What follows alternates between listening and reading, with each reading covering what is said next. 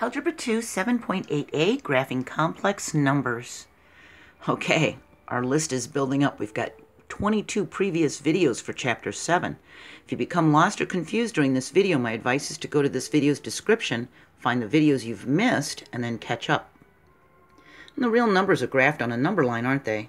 We graph complex numbers, a plus bi, in the same way we graphed ordered pairs of real numbers, x and y. In the place of an x-axis, we have a real axis, and in the place of a y-axis, we have an imaginary axis. Complex numbers are two-dimensional and are plotted on a two-dimensional coordinate system. Okay? So instead of x and y, we're going to do a and b. We're going to do real and imaginary. Here's the real, here's the imaginary. So this is going to be the horizontal, and that's going to be the vertical. To graph 3 plus 2i, this is our horizontal. We find 3 on our graph right here, and we go to 2 for our imaginary. Here's our imaginary axis. So we're going to plot the point right there at 3 for the real and 2 for the 2i. See? So think of it as a and b, the real and the imaginary. The horizontal distance is going to correspond to the real part of the complex number, and the vertical distance will correspond to the imaginary part. So we can plot these. We've got the orange dot as a -4 plus 5i. Here's -4. Here's +5, and there's our orange dot. This blue dot is a -5, -4i.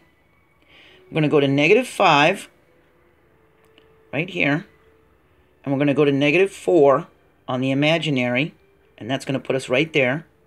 The green dot is just I. We can also look at it as 0 plus I or 0 plus 1i. That's going to be right there. So we can still look at it as a plus bi, because we could put a 0 there for the real part, couldn't we? And if there's just an I, we treat it like a variable. There's a invisible 1 in front of it, isn't there? For our dark brownish red one right here, this one, it's just a 5. We can look at it in the a plus bi form as 5 plus 0i, and 0 times i is 0, so we just have the 5, don't we? That's just going to be right there on the 5, on the real line, the horizontal one. Okay? So we can do this a little bit more. Remember, we're using the x and y as an a and b, that a plus bi. So here's our imaginary, here's our real, and we can plot these. Our orange one is 3i, which would be 0 plus 3i in our equation form like this, right? So we're going to be at 0 on the real line, which is right here, and 3i on the imaginary line puts us right up there, see?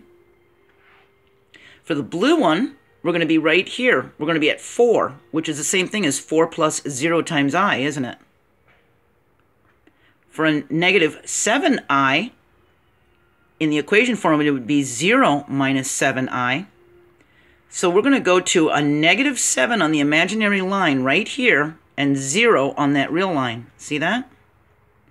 And if we just have a -7 with no I, then that's like -7 plus 0i. That's going to be over here. See? Until mathematicians began recognizing imaginary numbers, they became stumped whenever a negative value was under a radical sign in an equation. And the use of imaginary numbers wasn't widely accepted until the 1800s, though its concept had been around for centuries. And Sir William Hamilton, a mathematician from Ireland, he was like a premier mathematician, and he did other things. I think he was into astronomy and physics and stuff. He was the first to think of a complex number as an ordered pair in the year 1843. Okay? Smart man. So our next video is 7.8b. We're going to talk about absolute value of complex numbers. I'm going to add this video to the Algebra 2 playlist. Unfortunately, there's nothing in Algebra 1 about complex numbers. And there's 4 previous videos that we talked about imaginary I in this playlist. And it's 7.7a, b, c, and d, and there'll be links to those videos in this description also. Okay? So we're going to move on and continue talking about complex numbers, which are the a plus bi, right? That's the real part, that's the complex part. And and we'll talk about absolute value with them.